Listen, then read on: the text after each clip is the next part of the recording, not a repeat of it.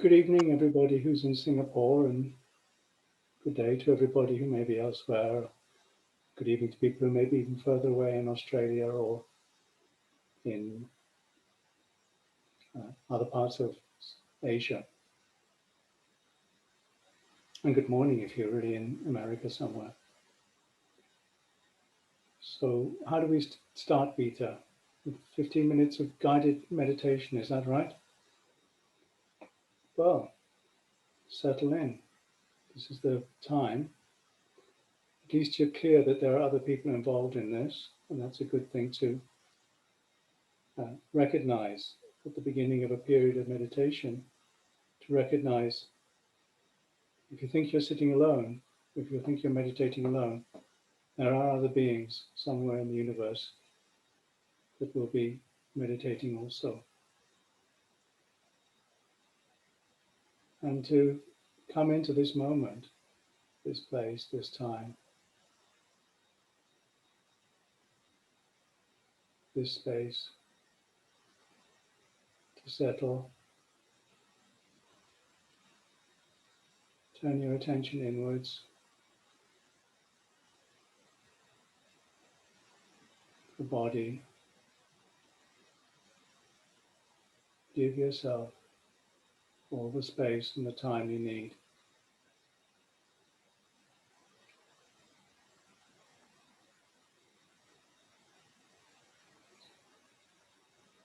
The breath is like this, and you wish yourself well.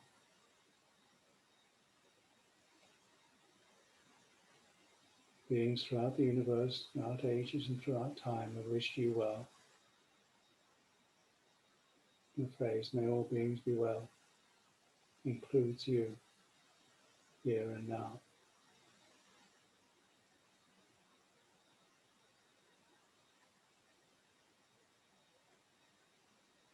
And whatever the preoccupations of your heart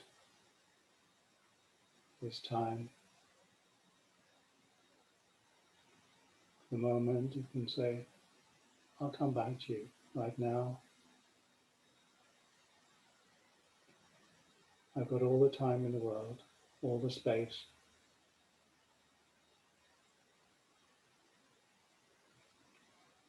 I can settle.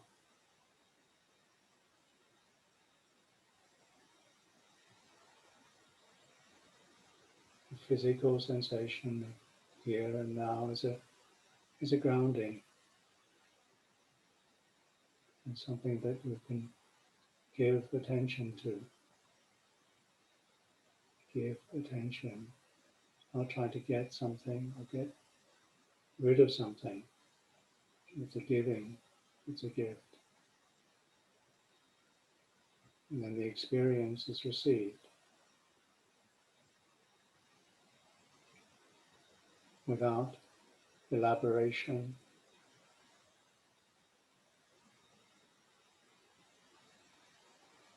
without expectation. This is how it is. The breath, the body,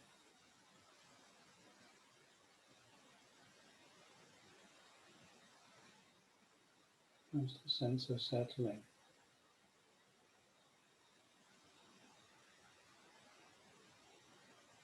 Whatever's happening is not so important as the knowing. The content is not so important as the actual quality and experience of attention, of care, of consciousness, of awareness, here and now.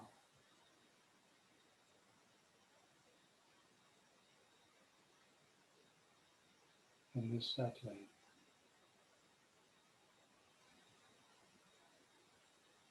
in this knowing.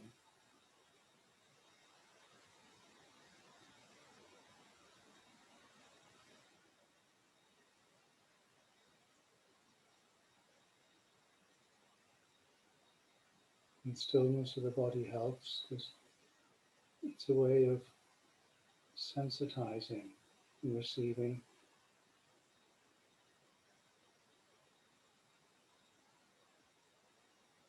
just the knowing. And sitting meditation is like this.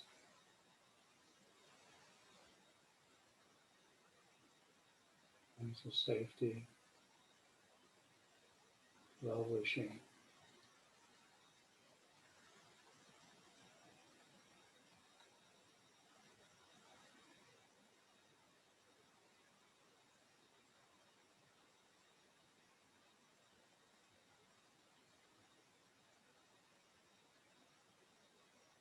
This breath,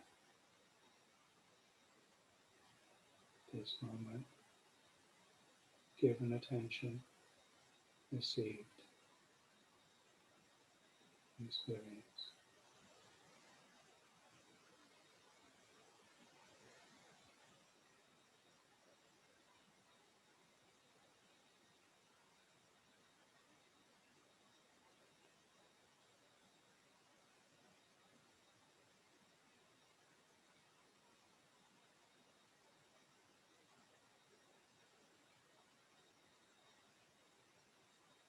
Allowing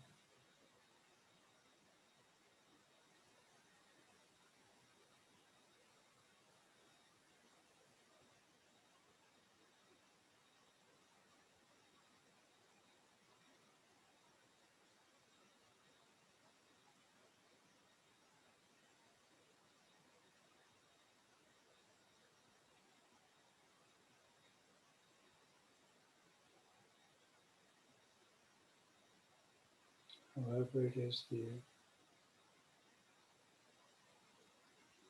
is fine. This breath, this moment.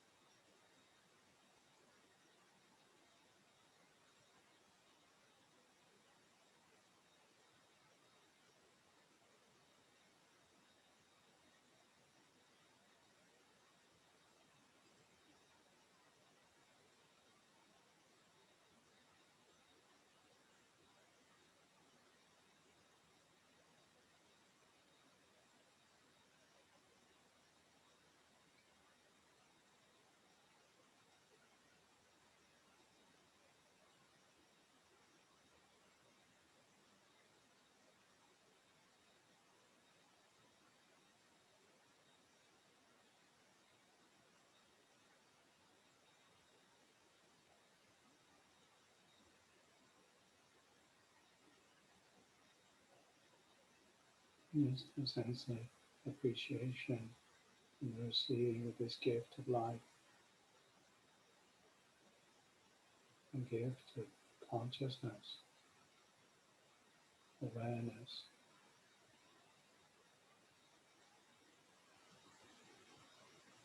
aliveness,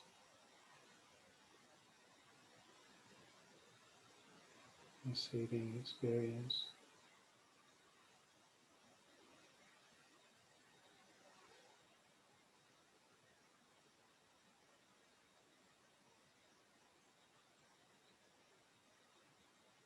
Noticing the experience and noticing that which knows experience.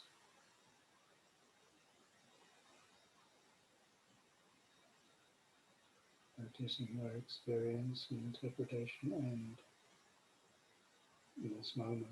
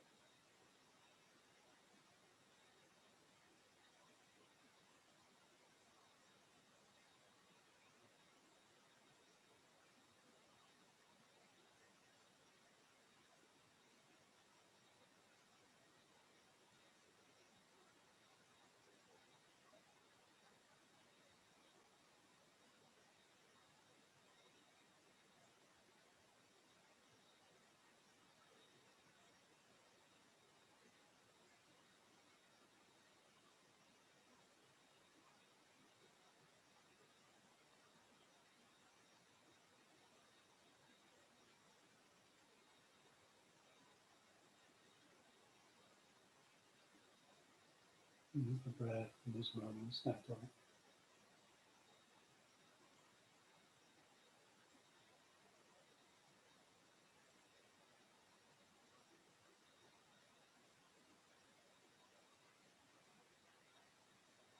An interest in that sense of investigation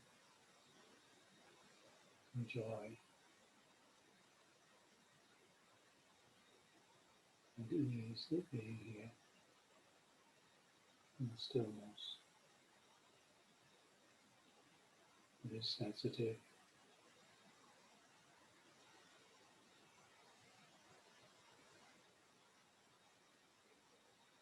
and able to receive all of it.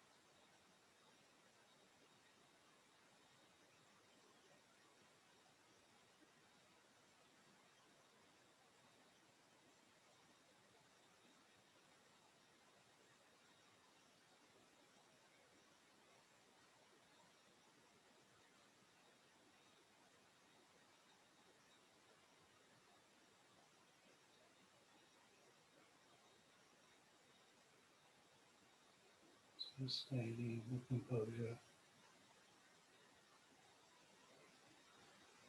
feeling attention, receiving life.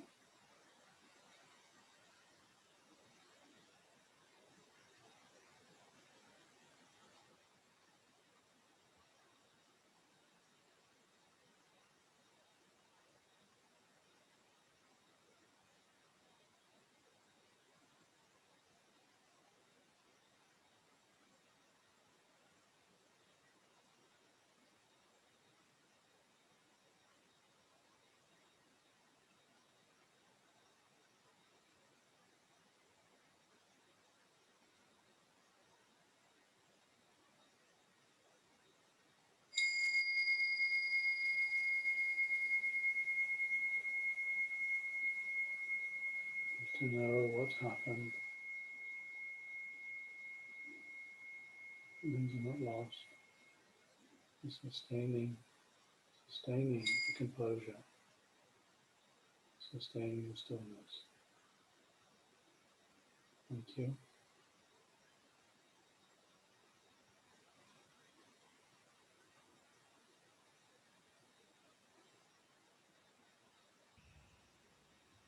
I hope the audio is all right for you all, and I trust that you're good enough in the situation you find yourself.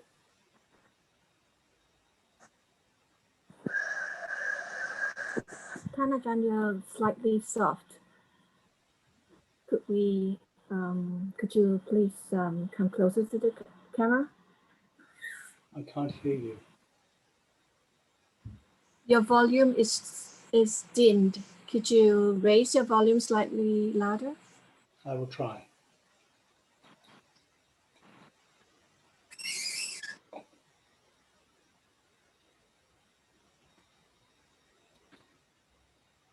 Good afternoon, Ajahn. Can you hear me? I can hear you. Good afternoon. Is the volume better now? Yes, it is. There's a lot of echo.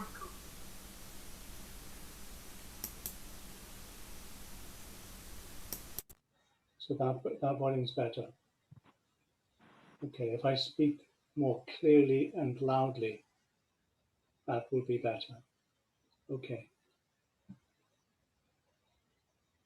Thank you, Ajahn. And hi, everyone. We will now formally request for a Dhamma talk. Brahma Jaloka Ipati Sahampati Patanjali An Ivarang Ayajata Santi Nasatha Araja Kajatika Dese Tudamang Anukam Timang Rajam.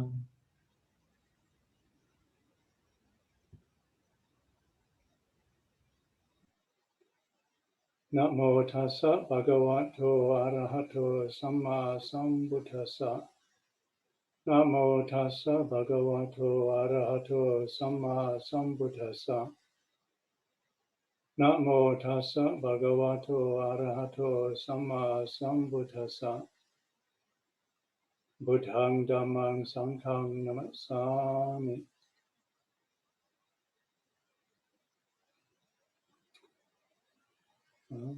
Again, I ask permission to give some reflection on the Dhamma to you all, and in the hope that it might be of some use, and if it's not any use, then just leave the sound as sound at the ear, and don't even do further than that, just leave it as just sound without any interpretation. If it is of any use, then by all means use it, and I offer it on this the 24th of October 2020,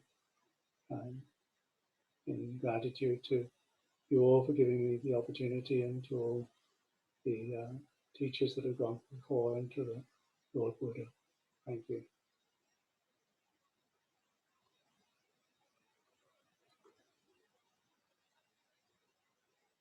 So this is just some reflections.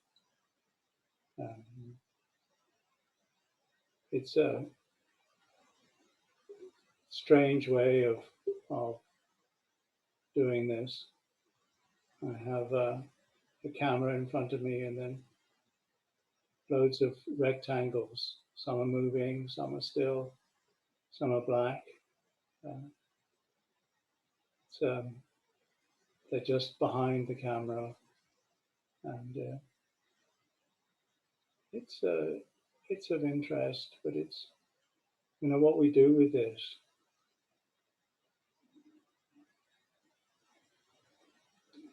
The Namo Tassa Bhagavato Arahato Samma Sambuddhassa, it sets the tone. and the confidence that we all have if we're here somewhere, that maybe there is some possibility of awakening, and some in that Namo Tassa there's a gratitude expressed in the homage,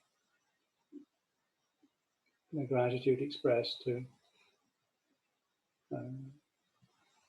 the fact that wisdom is possible, the fact that well, maybe we don't even know for sure, but we have an assumption. And it's useful to know what our assumptions are, because assumptions have effects. And as you all appreciate, the Lord Buddha's teaching is about causality. When the causes and conditions for something are there, the thing will be there. And when the causes and conditions for something are not there, the thing will not be there. And that's the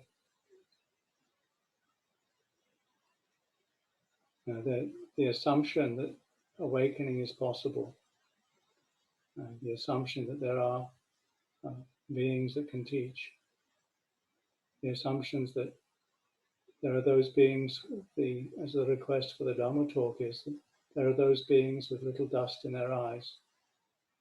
The first inclination of the Lord Buddha, as the story goes, is that after the awakening, there's the realization that this is subtle, this is profound, and there are very few beings. Maybe nobody will understand. And then the story goes that the place where Brahma Sahampati sits grew warm. And so he came down and said, please, out of compassion for those beings that do have a little dust in their eyes, do teach. And how does this work for us now? When there are in your life, when there is a moment when you recognize, when there is the recognition of liberation, do you just ignore it, push it aside, feel that it's all going to be too much work anyway? I'll just get on with my ordinary way of doing things and I won't bother. Please trust the capacity and the possibility to know, to see clearly. And whenever you can, remember, recollect, and dwell in a sense of investigation, sense of collectedness, with joy and happiness and stillness. This is something that is realizable. Know where the stress ends. It's not trying to get rid of stress or trying to pretend it isn't there, or to try to ignore it, or try to push it aside, or try to get onto something that we think may bring us happiness, but just know where it all ends. Realize the cessation. And particularly in this, the sense of self-importance that we carry as a burden. We carry it, this sense of self-importance. Now, self-importance is not just thinking that I'm great, I'm wonderful. I don't need any of this. I can do it without. I'm clear enough and wise enough, and I've got something that others don't, and I can work it all out myself, and I don't need any help, or I'm better than people. That's a heavy enough burden, but we also, the sense of self-importance is also the sense of I'm worse than anybody. I'm hopeless. There's a self-importance in that. When we say to ourselves, I can't do it. This is hopeless. I don't understand. I can never understand. The I is the bit that is getting in there, isn't it? It's the I that is the self-importance. Even if one feels, well, I'm not being self-important because I'm saying, well, I can't do it. I don't have the capacity. I'm hopeless. I'm so full of anger and greed and confusion. I can't do it. This is the I, the I, the I, the I, the I. And this is the bit that's going to always be a burden. And you think, well, okay. Well, I'm equal. I'm the same as everybody else. We're just all in this together. We all have the same capacity. We're all the same. I'm the same as everybody else. And that too creates an I. It creates a self. And that's something that we're doing. We're doing moment by moment. We're dragging this sense of me and I around. I'm either better or worse or the same as. And in judging this all the whole time. And this is just a habit as we fall from one opinion about ourselves and about others. If we say, well, they're better, I'm worse, or they're equal, or I'm worse, or I'm better than them. All of that is just generating a sense of something to carry around, something more to do. And then saying, well, I have to get rid of this sense of self is another extra complication. It's not about that. It's just, this is how it is. There is this. This is the way that the world works. If we get caught in the world, we're going to get caught in getting and gaining or losing, or feeling elated when we feel something's going well, or feeling down when something's going badly. We'll be worried about this and worried about that, all in relationship to this I. And then thinking, well, I have to get rid of it, which is just an extra piece of absurdity. It's the knowing. What knows this? And where does it end? And allowing that realization,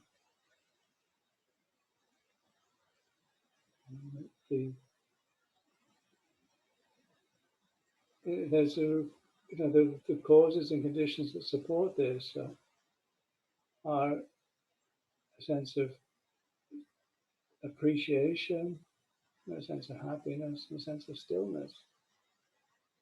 As the investigation is here. Now we use these ideas,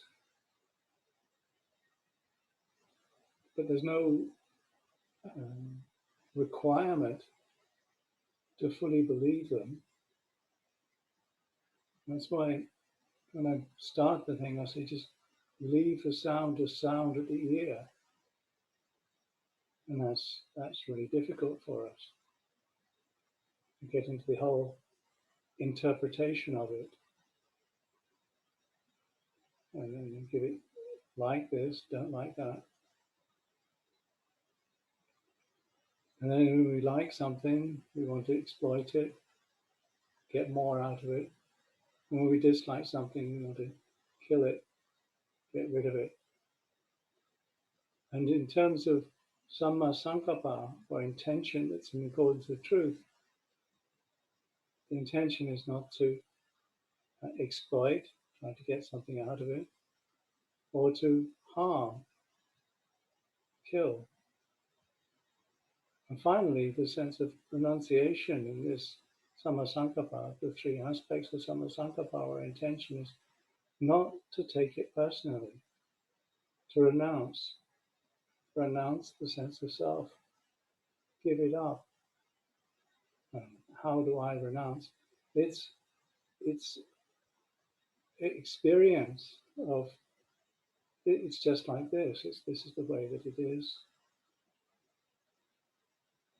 and the encouragement of this. So when one finds oneself acting on intentions to get or to gain or to get rid of, don't even take that too seriously. Leave space and notice where the stress ends. Notice what is not stressful. Now, the encouragement is to notice the neutral, because that's when it's known, the neutral, it's actually okay. When there's not getting caught in the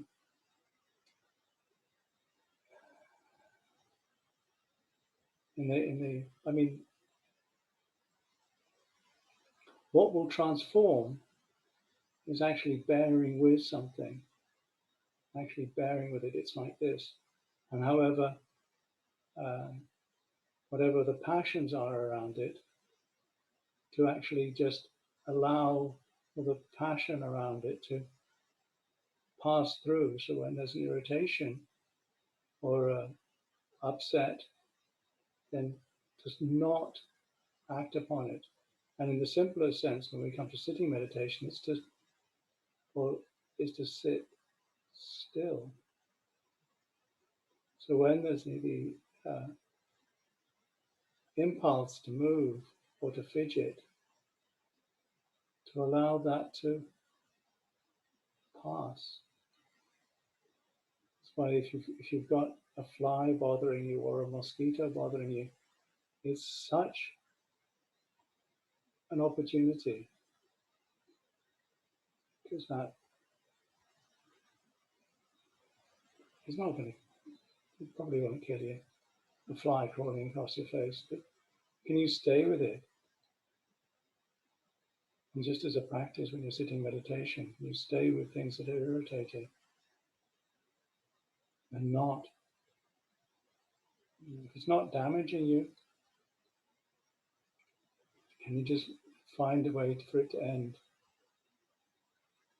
And find where it ends, notice where it ends. Be patient as it transforms, so you're not clinging to it, viraga. You notice it ending, nirodha. Freedom from compulsion, freedom from having to do something, and a sense of relinquishment, a sense of letting go, and then the whole business of not taking it personally, not taking things personally. That's the realization of the cessation of suffering, which is the insight into the Four Noble Truths, the insight into the fact that there is anything that is compounded, anything that begins, anything that ends, is never going to fully satisfy you. It will change, it will shift when the causes and conditions are not there. So any attachment to it, and then wanting it to be otherwise is going to be the cause of stress. And then wanting to get on to the next thing, wanting to get rid of something, wanting to get the next thing is going to cause more stress. So, and a willingness to stay with it, willingness to not get caught in it, to know where it ends. And that's why I say no, when there's something really, really burning, notice what's not burning. Something's really, really important. Notice what's not important. And you're fully convinced that something is absolutely true. Leave a little bit of space around it. When you really, really like something, leave space to hate it. There's freedom from compulsion, the freedom from a sense of I have to, in the practice of the Eightfold Path. And Sammaditthi is the insight into the Four Noble Truths, the insight into the characteristics of anicca, dukkha, and anatta. The insight into this, that anything that you really love and like, that will shift. Anything that's really stressful and horrible, you really don't like, that too will shift. There's a perspective on it. That's the way that it is. And then your practice of speech, of actions, and of livelihood, and your effort, the other factors of the path, fall into line or fall into it. This is a way to the end of suffering, a way to less suffering, so that your actions of speech, as much as possible, are not about lying, belittling, tale-bearing, trying to cause dissension, trying to stir things up for other people. And your actions and your speech towards yourself, when you talk to yourself, be kind and honest and upright in that.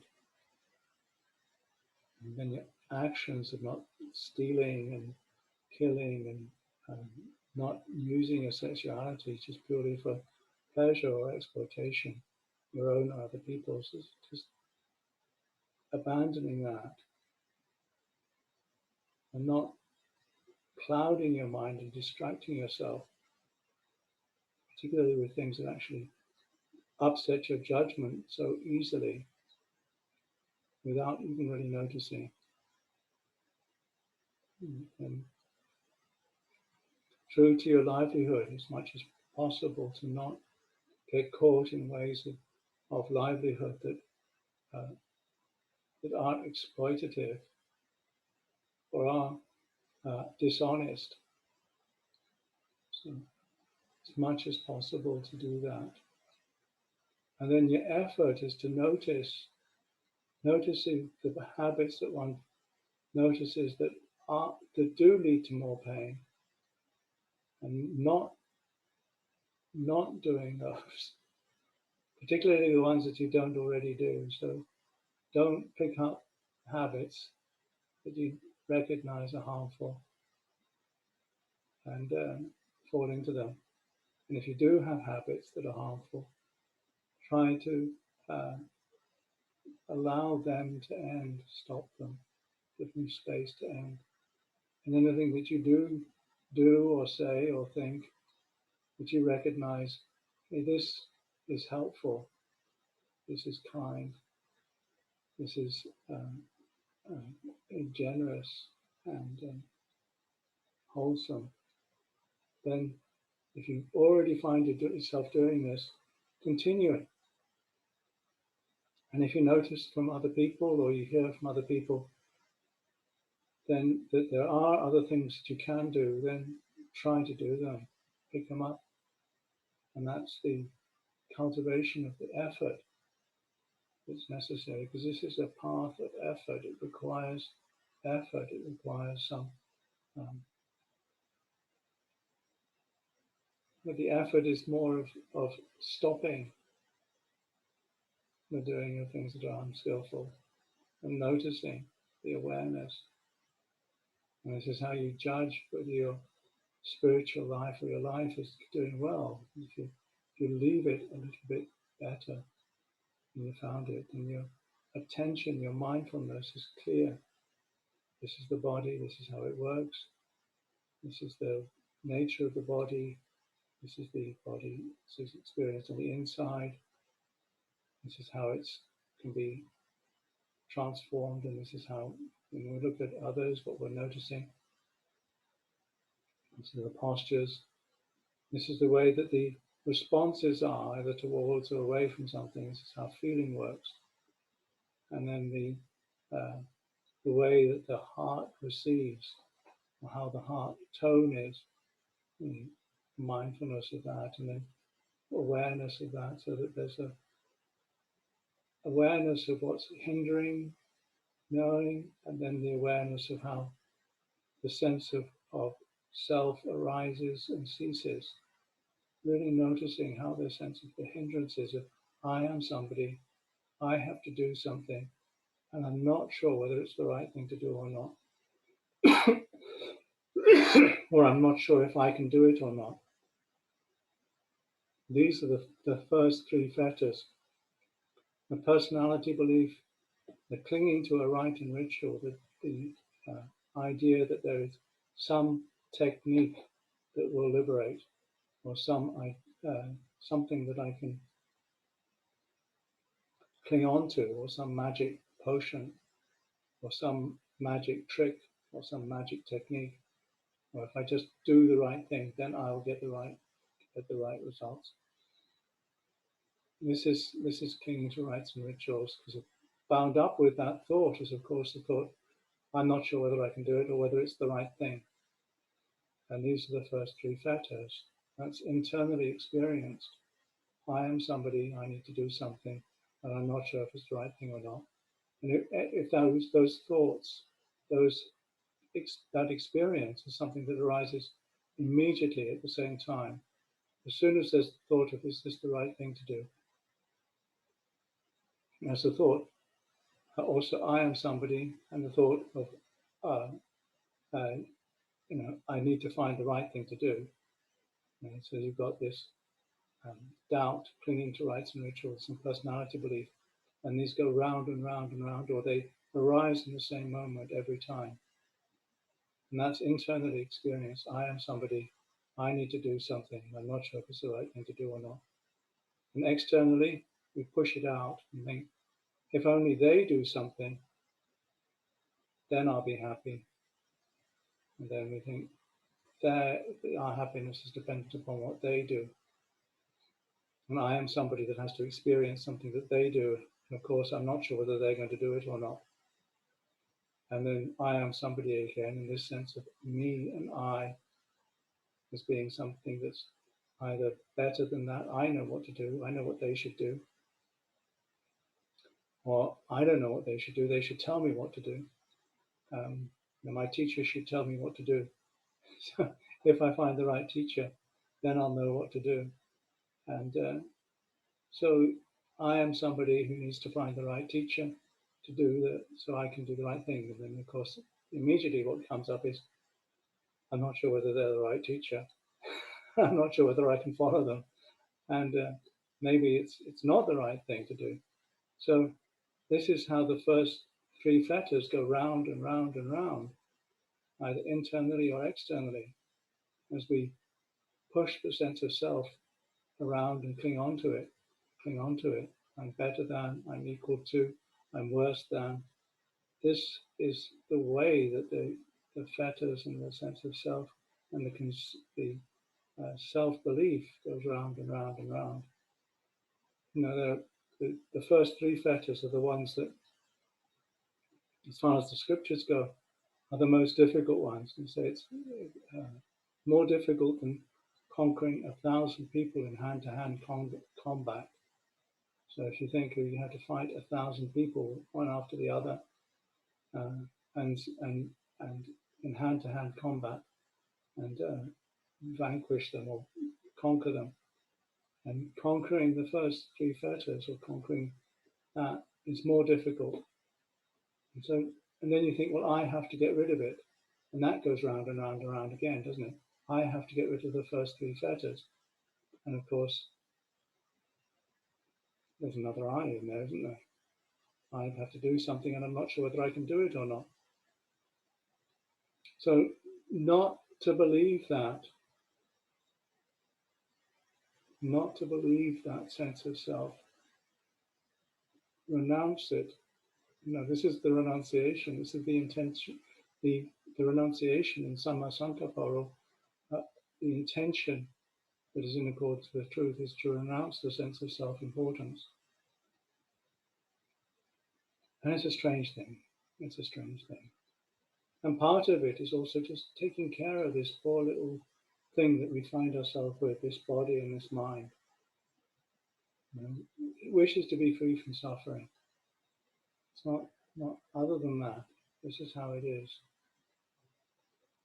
Resting in the sense of well-wishing. If that's the least we can do, and that's a start. Because the happiness or the ease that's really, really worthwhile is that which is not dependent upon conditions. If our happiness is dependent upon conditions, then it's always going to be unstable and always going to be slightly worrying. If I just get this right, or if this just happens, then I'll be happy. It's always going to be something that's going to be stressful at the bottom. And it's not that we shouldn't experience happiness. It's not, it's not that we shouldn't enjoy ice cream or whatever it is that we enjoy, but not to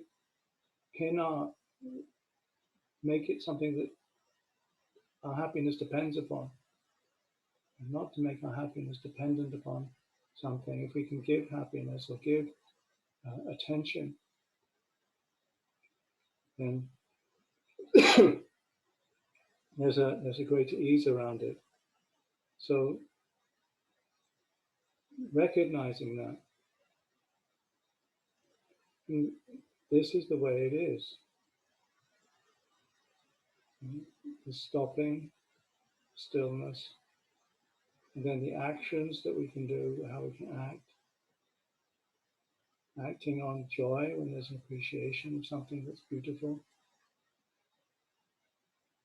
Acting on compassion, the intention to reduce suffering, both now and in the future, for ourselves and others, with wisdom. Reduce stress for ourselves and others, now and in the future, is compassion. And then not dwelling in aversion, not dwelling in a sense of, I want to push this away, I don't want this. I want this to change. I want this to be different. If I'm dwelling in that, it's not to say that one doesn't notice that things are wrong, but one doesn't make further problems about it. And if one can relieve suffering now and in the future, then one does it as best one can. The Lord Buddha, he couldn't stop anybody suffering. And all he could do was to provide the tools whereby beings could reduce their own suffering and reduce the suffering of others. But if people are hell-bent on suffering, that's what they're going to do. They're going to suffer. And through ignorance, through not understanding that this is the way that it is, and that wanting things to be different, not wanting to get on to the next thing, wanting to get something, and really clinging to that is just going to create more stress for oneself and others. If I really want you to understand the whole of the Buddha's teaching and be completely enlightened, then I'm going to suffer. I mean, I really like it. I really wish that you were all enlightened. It would certainly make my life much easier if all beings were enlightened. It's my selfish wish that I would wish all beings to be completely awake and aware and free from all suffering so that I could suffer less. It's my real wish. You know, it's like my wish that everybody. I don't like losing my keys or forgetting my passwords. So I'd really like everybody to keep the second precept, because then I'd never need to lock anything. I'd never need any passwords. This is, it's the ridiculousness of wanting the world to fit into my idea about how it should be, so that I can suffer less. I take it to the extreme, it just seems ridiculous. And so not taking this thing too personally. It's like this. It's like this. This is the best that I can do now. And I'm happy to offer these reflections, but in the end, it's you lot. It's you that will have to do the work. And I'm happy to answer any of your questions, and I'm happy to give time to that as much as you want. And we'll see how that goes. So for now, it's the beginning. It is something that you might be able to work on. And if you have any points or questions, I'm so sure that Peter will have a look at the chats. I'll have a look at things and see if you're able to ask questions and see if there are any responses that are helpful to you, recognizing that if you hear a reply to something or a response to something, it may not be something that's relevant to you. It may be, it may not be. So, and even if you ask the question, the reply is something you can either believe or disbelieve, or you can either take account or not take account. It's just the way that it is. And see, does it lead to less suffering for yourself and others? Do unwholesome qualities lessen in your life, and do wholesome qualities increase? That's the test. So I offer this for your consideration, and I hope that it might be of some use. And if it isn't, just please leave it behind. Thank you. Annamayang Dhammagataya Sadhu Garang Dadamase Sadhu Sadhu Sadhu Anumodami.